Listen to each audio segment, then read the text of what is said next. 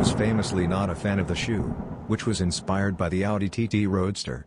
Its unconventional, futuristic design felt out of place in the early 2000s, but has since become a cult classic.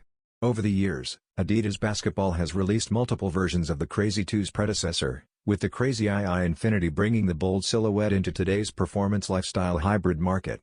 While Bryant's final signature model with Adidas won't feature his name or likeness, it's set to return in several original styles throughout 2025 and beyond.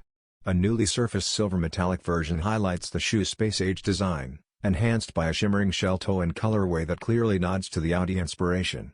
Nostalgic fans will appreciate the return of the original packaging as well. The retro continues Adidas' tribute to its early 2000s legacy, reimagining the past for the present. The Crazy II Silver Metallic is now available in men's and toddler sizing on adidas.com.